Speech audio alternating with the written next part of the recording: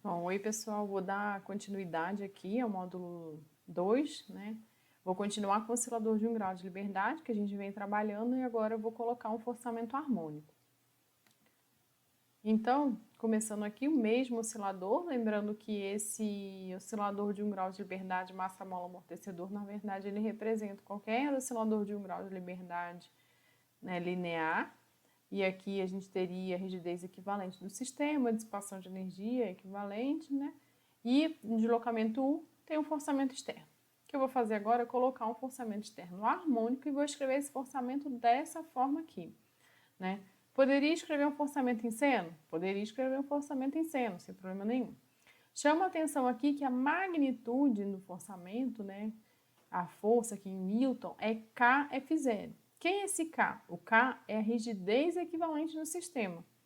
A amplitude do meu forçamento é dada em função da rigidez do sistema? Não, é só uma forma de escrever. Tá? Então, na verdade, meu forçamento, a magnitude de forçamento, por exemplo, um F maiúsculo, é cosseno de ômega t, e eu estou falando que esse F maiúsculo, que é a força, assim, a magnitude da força, ela é Kf0. Tá? Então, quem vai modificar quando a minha magnitude varia é esse F0, uma vez que esse K é constante. Então, isso aqui é só uma forma da gente escrever o forçamento. Tudo bem? Então, aqui eu tenho a equação do movimento, tá? Então, M dois pontos, mais C ponto mais KU, que era o que a gente tinha. E aqui eu tenho o termo aqui de forçamento, tá? E aí eu chamo a atenção aqui mais uma vez para a forma de escrever esse forçamento, né? Porque aí os diferentes autores têm algumas abordagens diferentes, tá? No caso do Meirovitch, ele adota exatamente essa mesma forma de escrever, né? Assim como no meu livro também é esse mesmo formato. Agora, se vocês olharem o livro do Inman, por exemplo, ele já vai ter uma forma diferente de escrever. Tá? A solução vai ser dada da mesma forma, é só ver quem são as quantidades equivalentes, né? As variáveis são diferentes, mas têm quantidades equivalentes. Quando a gente então trabalhou a resposta livre, a gente escreveu na forma com que apareceram essas quantidades adimensionais, o Xi e o ômega n. Aqui eu vou fazer a mesma coisa. Qual foi o caminho? Dividir por m, né? E apareceram as novas definições. Então aqui, esse lado esquerdo era a mesma coisa que a gente já vinha trabalhando. E aqui no lado direito, o que acontece? Eu tinha Kf0 dividir por m. Então ficou K sobre m. Quem é K sobre n? É um ômega n ao quadrado, frequência natural ao quadrado. Tá? Então, se eu escrevesse isso aqui de uma outra forma, por exemplo, se aqui fosse só um F, né? Se eu tivesse escrito aqui como F, aqui apareceria um F sobre M. Tá? Então, isso aqui vai depender da forma com que a gente escreve o forçamento.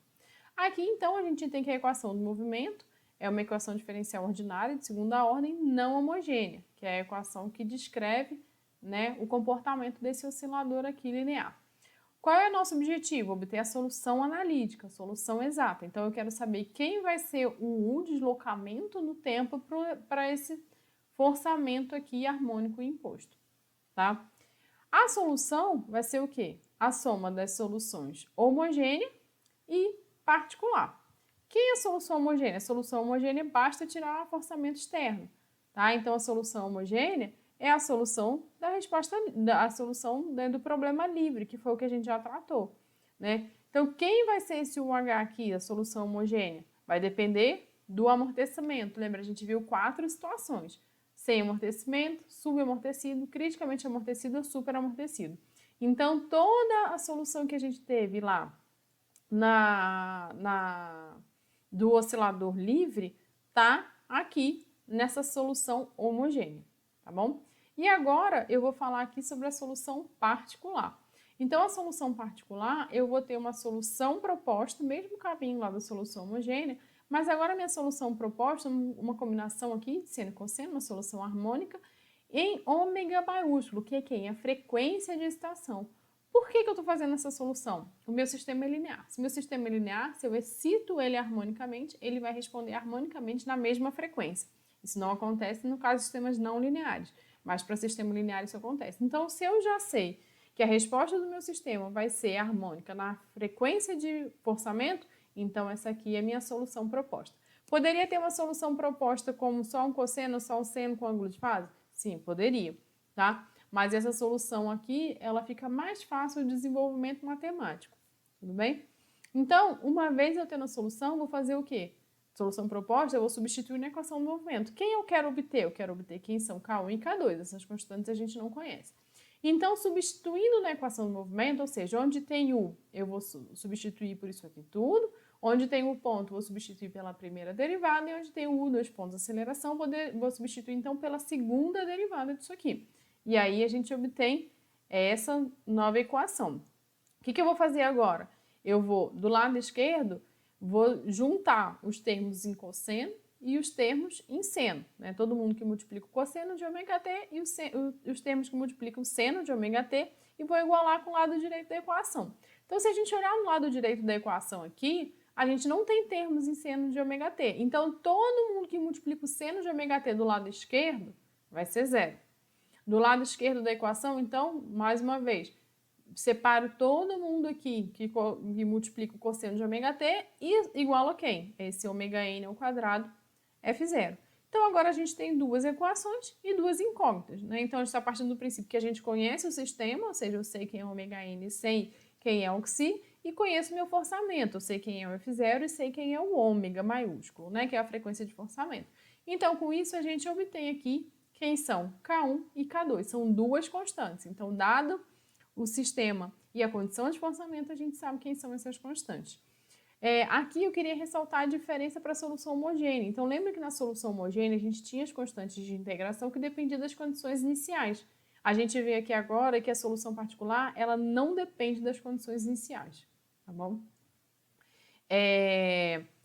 Como a gente tem a solução particular numa soma de seno e cosseno, igual a gente tinha lá na solução harmônica da resposta livre não amortecida, aqui a gente pode escrever como só um cosseno e um ângulo de fase. Quem é esse ângulo de fase? Mais pra frente aqui nessa aula eu vou falar um pouquinho dele, mas eu já adianto. Então, esse ângulo de fase é o quê? É a diferença entre a fase do forçamento e da minha resposta. Então, eu sei que eu excitei meu sistema harmonicamente, ele vai responder harmonicamente na mesma frequência. Mas as fases são diferentes, ou seja, os máximos e os mínimos, eles não acontecem no mesmo instante de tempo. Então, esse ângulo de fase vai dar justamente essa defasagem.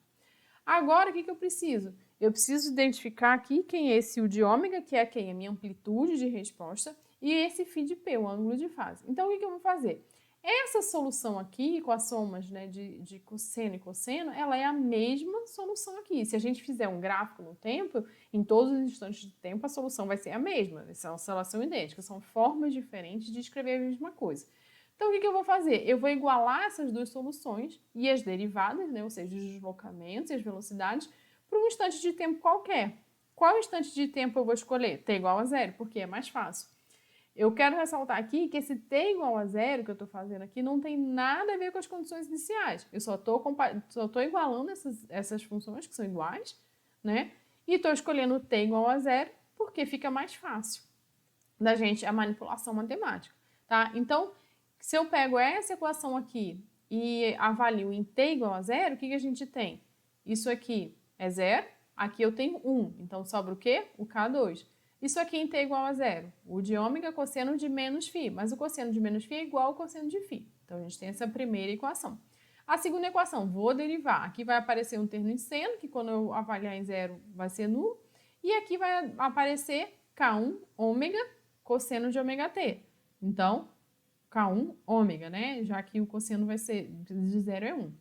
Aqui, vou igualar com a derivada dessa equação. Vai ser menos ômega, o de ômega, seno de ômega t menos φ. Tirando aqui, né? Então, eu vou ter o seno de menos φ. Por que não aparece menos de seno de φ? Porque eu tenho menos seno de menos φ, que é igual ao seno de φ, tá? Então, aqui também não aparece o seno. Então, a gente tem aqui duas equações e duas incógnitas. Quem são as incógnitas? U de ômega e φ de P, uma vez que K1 e K2 a gente já obteve ali no slide anterior, né? Então, como é que eu vou obter essas quantidades? Para obter o U de ômega, eu vou fazer o quê? Vou pegar essas duas equações, elevar ao quadrado e somar.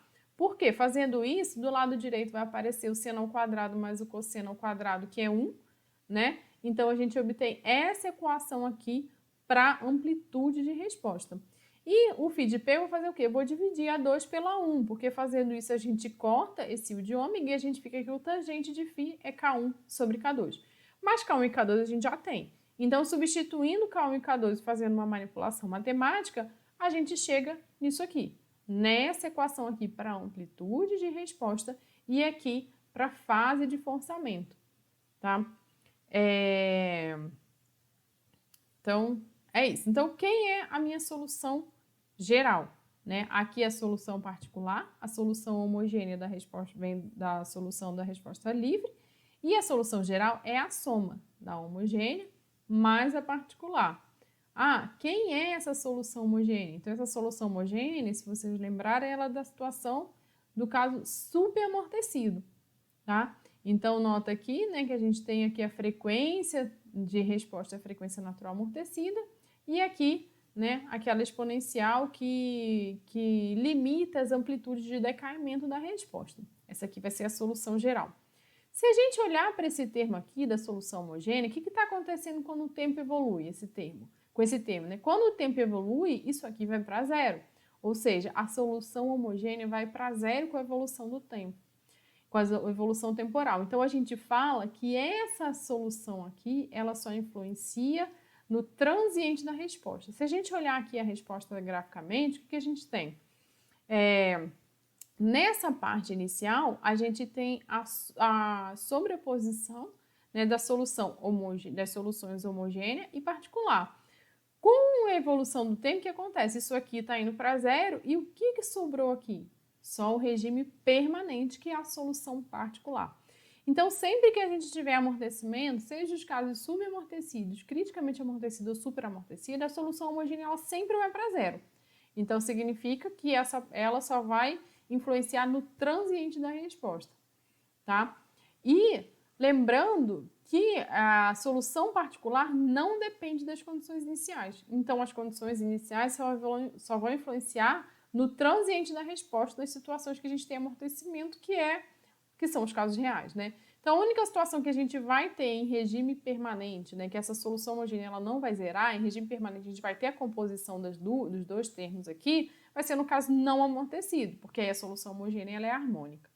Tudo bem?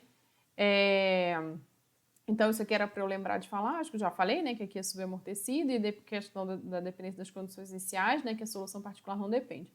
E mais uma coisa aqui, né, na verdade, mais um ponto. Lá, quando a gente resolveu a vibração livre, do caso subamortecido, enfim, de todas as situações, a gente tinha as constantes de integração, né, no caso aqui o A e o φ, e o que a gente fazia para obter essas constantes? A partir das condições iniciais, a gente obtinha essas constantes. Aí a minha questão é, a gente pode usar aquelas constantes que a gente obteve lá aqui, agora, direto? Não pode. Por quê? Porque agora o meu U, ele é outro. Então, as minhas condições iniciais, elas têm que satisfazer toda a minha solução, tá? Então, a forma da solução analítica a gente pode aproveitar, seja do caso amortecido e dos 3 casos amortecidos. Mas, então, aí eu vou usar a forma igual tá aqui, e a partir dessa solução completa, a gente vai avaliar as condições iniciais para, então, obter essas constantes de integração A e φ, né? Uma vez que essa aqui, a amplitude aqui, essa amplitude e esse ângulo de fase, eles não dependem da condição inicial e a gente já obteve aqui, tá bom? Então, seguindo aqui, né, vamos avaliar a solução particular. Agora eu vou focar na solução particular, né? No fundo, a solução particular ela acaba sendo a mais importante se a gente não quer avaliar o transiente. Né? Como na maioria das vezes a gente não tem tanta preocupação assim com o transiente, é claro que podem ter casos específicos, né, que a gente está olhando para o transiente, mas quando a gente está olhando mais em regime, o funcionamento do sistema em regime permanente, o que vale é a solução particular, uma vez que a homogênea vai para zero. Então, agora eu vou dar um enfoque grande aqui para a parte da solução particular, tá? A solução particular, a gente vê que ela depende do quê? Do sistema, né, do amortecimento e da frequência natural, mas aí eu estou admitindo que eu tenho o mesmo sistema, não estou variando o sistema, e depende do forçamento. Quanto maior a amplitude de forçamento, essa quantidade está relacionada à amplitude de forçamento, maior vai ser minha amplitude de resposta, né, e eles dependem linearmente, então eu não estou muito preocupada em avaliar essa influência, porque eu já sei que se o F0 aumentar, meu U de ômega também vai aumentar. E eu tenho uma dependência da frequência de excitação, tá? Então, é aqui que eu vou avaliar. Eu quero saber quais as situações, né, para quais frequências de forçamento eu vou ter aqui os casos críticos, né? Ou seja, eu vou ter as minhas maiores amplitudes de forçamento. Então, para isso, eu vou definir o ganho ou o fator de amplificação, que basicamente é o quê? É essa amplitude de resposta dividido pelo F0. Por quê? Eu não quero avaliar a influência do F0, porque eu sei que quanto maior o F0, maior o de ômega. Então, eu quero avaliar a influência só do ômega. Então, para tirar essa influência do F0, tá? A gente divide do F0 e aqui eu tenho o fator de amplificação. E aí eu quero avaliar o que vai acontecer quando eu mudo esse ômega. Né? O que vai acontecer com a minha resposta? Né? O quanto ela vai ser amplificada ou não, né? Eu posso ter valores ou não, tá? Então, vou apresentar aqui o gráfico desse G de ômega. Agora, nota que eu tenho aqui, né, eu vou ter o comportamento desse G de ômega, né, em função da frequência, vai depender de quem? Vai depender desse Xi, ou seja, do amortecimento. Então, aqui eu vou explicar o que está acontecendo. Aqui eu estou fazendo o gráfico com ômega sobre ômega n, né, ou seja, eu estou aumentando essa quantidade aqui, e a única quantidade que fica faltando variar é o Xi. Ou seja, aqui cada curva dessa corresponde ao comportamento do meu fator de amplificação na frequência para um determinado amortecimento. Vou começar com o amortecimento nulo, que é essa primeira curva aqui, que ela vem aqui e depois volta. O que acontece quando esse meu Xi aqui, esse meu amortecimento é nulo? Então, esse termo aqui, ele zera, e aí só sobra esse termo aqui.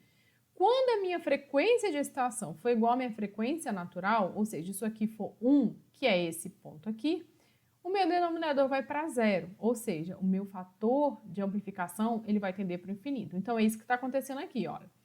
O meu fator de amplificação ele está aumentando, aí ele foi para infinito aqui em 1 e depois voltou. Tá? Então, onde fica a minha situação crítica nesse caso? Quando a minha frequência de excitação é igual à minha frequência natural. O que acontece quando a gente inclui amortecimento? Ou seja, quando eu tenho esse Xi.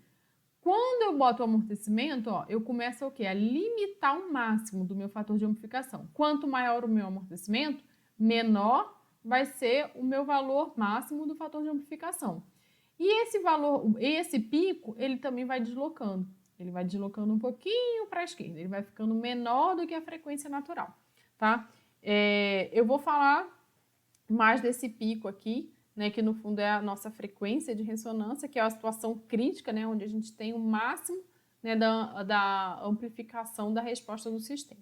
Então, antes disso, só um comentário aqui, né, então, quem é a minha resposta, né? Então, a minha resposta no tempo, lembra, era aquele U de ômega, que é a amplitude, vezes o cosseno de ômega t menos φ. Mas agora a gente não definiu que o U de ômega aqui é G de ômega F0, então aqui eu só estou substituindo G de ômega F0, tá? Esse F0 aqui depende da amplitude de forçamento, e esse G de ômega aqui vai dizer o quanto eu estou amplificando a minha resposta em relação a esse forçamento inicial, a esse forçamento imposto, desculpa.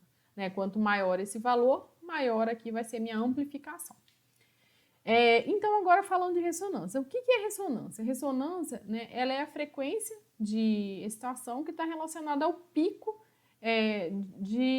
da resposta. Né? Ou seja, se a gente tem naquele gráfico lá do fator de amplificação, corresponde àquele ponto de máximo. Tá? Então, é isso que eu quero agora. Eu quero achar quem é aquele ponto de máximo lá no gráfico do fator de amplificação que está relacionado com a minha frequência de ressonância. Essa é a definição da frequência de ressonância.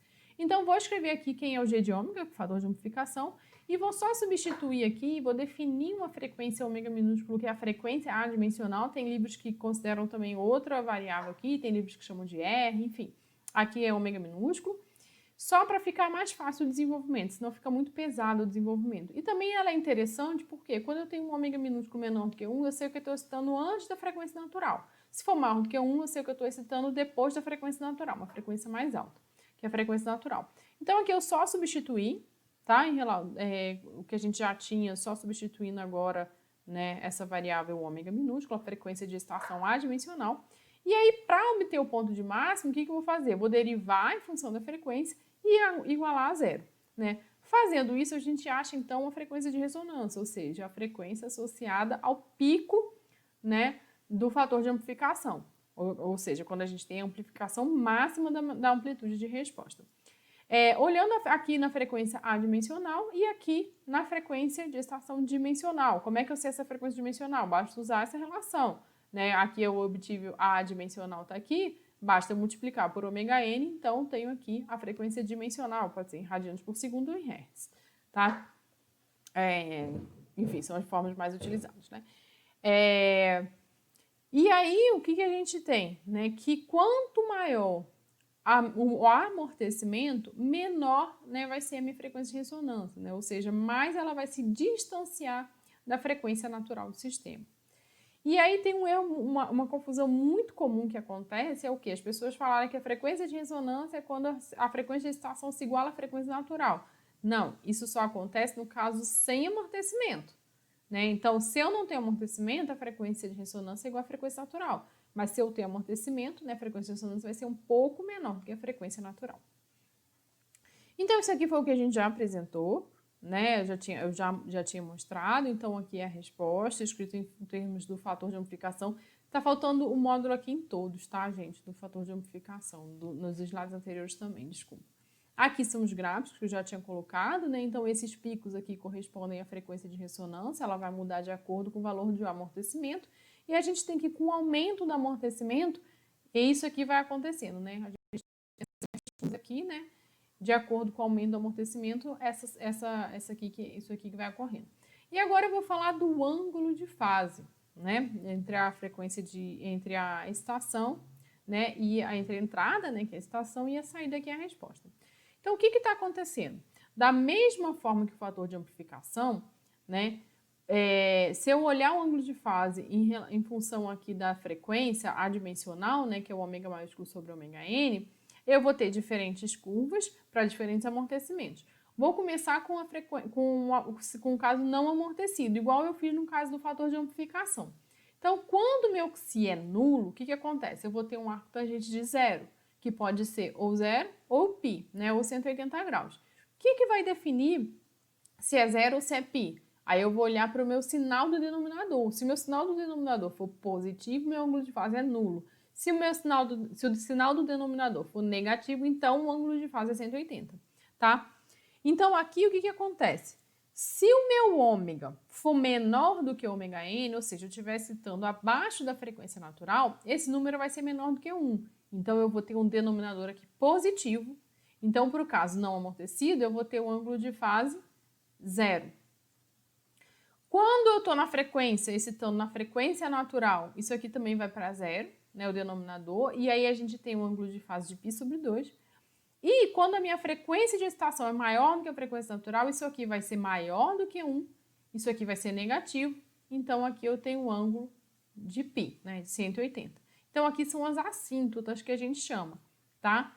Então em 0, tem a inversão de fase, e aqui vem para π. O que acontece quando a gente começa a colocar amortecimento? Né? Quando eu coloco amortecimento, isso aqui, a gente não tem mais essa mudança brusca, descontínua, né? A gente vai suavizando essa mudança de fase, tá? Essa inversão de fase. Nota que sempre, quando independente do amortecimento, sempre que a minha frequência de excitação for igual à frequência natural, aqui, ó, meu ângulo de fase é 90, π sobre 2. Então, isso aqui é importante, tá? Porque lembra aqui do fator de amplificação? A frequência de ressonância, ela não acontece na frequência natural, né? Ela vai variando de acordo com o amortecimento. Ela só vai ser igual à frequência natural no caso não amortecido. Depois ela vai variando, vai um pouco para a esquerda. O ângulo de fase não. A gente sempre tem a inversão de fase na frequência natural e não na frequência de ressonância, tá? Então, isso aí é uma informação importante, às vezes, na identificação do sistema, porque quando a gente avalia a inversão de fase não acontece na ressonância, e sim na frequência natural. Enquanto a ressonância aqui, né, enquanto o máximo, né, do fator de amplificação acontece na frequência de ressonância. Tá? Esse vídeo aqui é para a gente entender um pouquinho aí do... Assim que eu conseguir aqui, como é que é? Não, tô botando a caneta. Para a gente entender o que acontece, para a gente entender fisicamente o ângulo de fase, tá? Como é que é agora? Calma aí.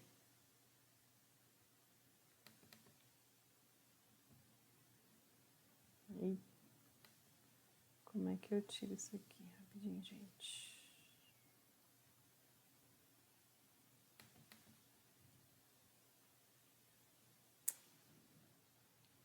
Como é que agora travou aqui?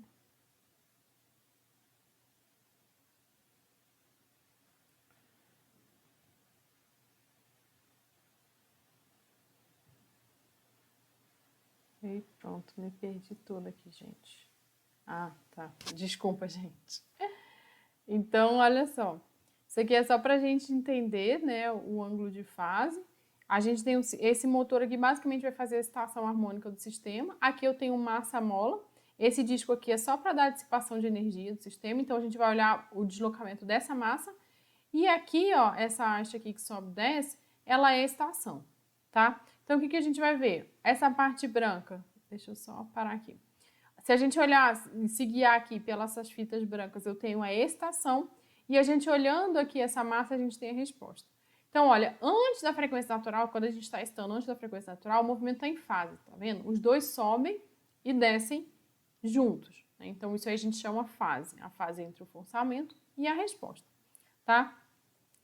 Quando eu estou estando ali perto da frequência de ressonância, na frequência natural, eu tenho o quê? Lembra? Π sobre 2, né? O ângulo de fase. Então, tá vendo? A gente tem uma defasagem aí de 90 graus, né? Ele vai seguindo o forçamento e a resposta. Quando a gente está excitando depois da frequência natural, eu estou fora de fase, tá vendo?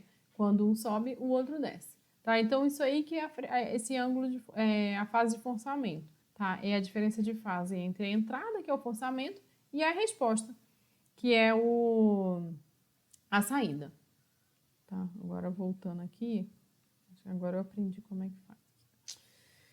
E aí, tem uma situação que a solução particular que a gente obteve não funciona, que é o caso da ressonância de um sistema não dissipativo. Né, o que acontece? Vamos lá. Aqui, ó, tirei a dissipação de energia, e aí, a frequência de ressonância, nesse caso, nesse único caso, ele é o quê? A frequência natural. A frequência de ressonância é igual à frequência natural no caso do amortecido. Então, aqui, ó, isso aqui não é a frequência de excitação, eu botei aqui igual à frequência natural, tá? Então, essa equação aqui é o quê? É o oscilador não amortecido excitado na frequência de ressonância, tá? Aí, olha aqui a resposta que a gente tinha. Essa aqui era a solução particular que a gente obteve. O que acontece nessa situação? Ou seja, isso aqui vai para zero, certo? E aí, isso aqui vai ser 1, isso aqui vai para infinito. Ou seja, eu consigo plotar quem é o meu deslocamento no tempo? Não. Eu tenho a informação que isso aqui vai explodir, vai para infinito. Mas eu não sei quem é o deslocamento, tá? Então, a única situação que a gente não consegue usar isso aqui para escrever o deslocamento no tempo é nesse caso aqui, ressonância do sistema não dissipativo. E aí não confunde, porque às vezes acha assim, não tem dissipação, então isso aqui não vale. Não, não é. Se eu não tenho dissipação, isso aqui vale. Só não vai valer se o ômega for igual a ômega n, tá? E aí eu vou fazer o quê? Quem é a solução particular nesse caso? A solução homogênea, desculpa, nesse caso. A solução homogênea nesse caso é a solução do sistema livre não amortecido, que é isso aqui, solução harmônica, tá? E aí, nota que essa solução particular, ela recai na mesma dessa harmônica. Por isso que não pode. É a mesma situação do caso que a gente tinha do sistema livre criticamente amortecido, que a gente tinha duas raízes iguais, e aí a gente não podia ter dois termos iguais, senão a gente não forma a base da solução. Aqui é a mesma coisa, tá?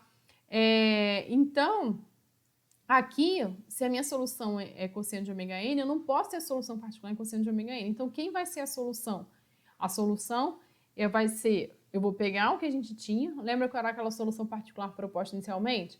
K1 cosseno de ômega t, mais, K1 seno de ômega t mais K2 seno de ômega t, K1 seno mais o K2 cosseno. Aqui é a mesma coisa, mas eu vou fazer o quê? Multipliquei por t. A mesma coisa que a gente fez no caso criticamente amortecido livre, tá, gente? Por que aqui não aparece o cosseno e o seno? Só tá aparecendo o seno. Por quê? Eu já estou usando minha informação aqui. Qual é o ângulo de fase quando eu estou excitando o meu sistema na frequência natural? Qual é o ângulo de fase entre o meu forçamento e a minha resposta? 90 graus, isso que a gente viu na análise do ângulo de fase, né? Se eu estou excitando em cosseno e a minha resposta vai ser defasada em 90 graus, a minha resposta vai ser em seno. Eu posso colocar aqui que é K1 T seno de ômega NT mais K2 T cosseno de ômega NT? Posso. O que vai acontecer com K2? Ele vai ser nulo, tá? Então, aqui eu já estou usando informação que meu ângulo de fase é 90 graus. E aí, né, quem é essa solução? Né? Vai ser isso aqui, tá vendo? O K1T, ele vai limitar as amplitudes, então eu vou ter aqui uma constante que vai aumentando com, né, então com o tempo, né, eu vou ter um aumento aqui, né, indefinido da amplitude, e aqui o seno de ômega t. Então essa aqui é a minha resposta particular. E aí a minha resposta total, tá, é essa aqui. Como é que eu acho o K1? Então, eu vou fazer o quê? Para achar o K1, eu vou substituir a solução particular nessa equação do movimento. Então, eu vou ter aqui K1T seno de ômega NT. Aqui eu vou ter a segunda derivada e vou achar quem é K1, tá bom? E a solução final vai ser a soma, né, das soluções homogênea e a solução particular. Então, mais uma vez, isso aqui só vale para uma situação muito específica e pontual, que é a ressonância de um sistema não dissipativo.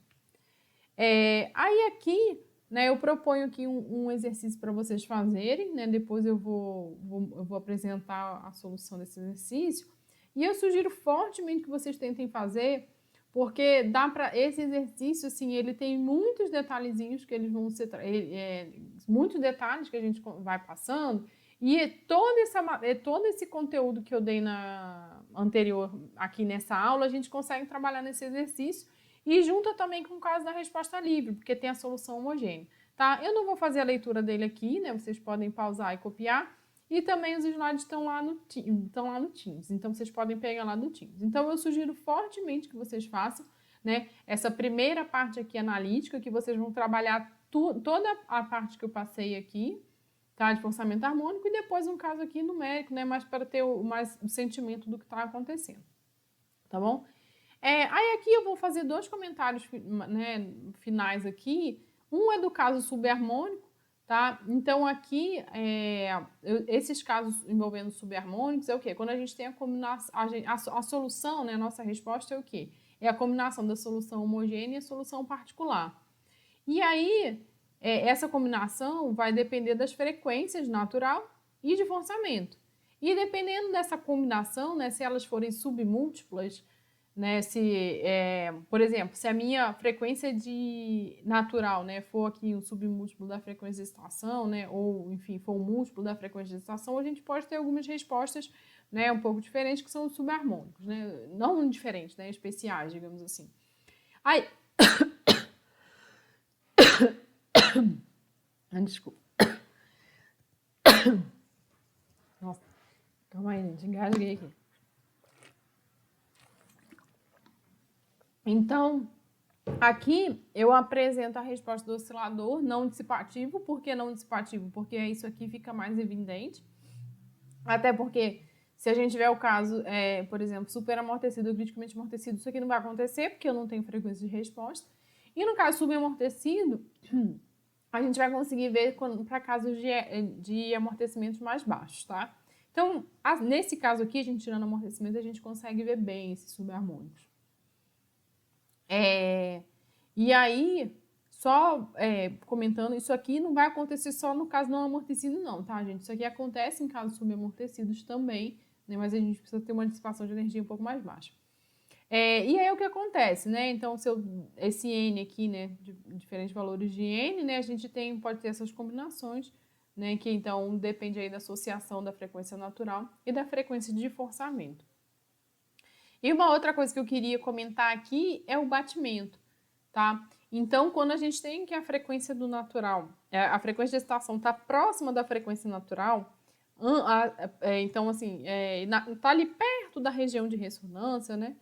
Então, a gente pode ter o fenômeno do batimento. Então, essa aqui é a resposta do oscilador não dissipativo, a gente consegue ver melhor também, no caso não dissipativo, né? Então, o que a gente vai fazendo, quando a gente vai fazendo a soma vetorial, a gente tem horas que os vetores se somam, horas que eles se subtraem, e aí o que acontece é isso aqui na resposta, tá vendo? A gente tem essa variação aqui da amplitude de resposta, que é o deslocamento no tempo, né? E aparece coisas desse tipo. Então, às vezes, a gente está no sistema, a gente começa a ver o batimento, a gente sabe que a gente está próximo ali da frequência natural e, consequentemente, próximo da frequência de ressonância. Tá bom? E eu acho que é isso, gente. Então, aqui eu termino, tá? Essa parte 3 do módulo 2.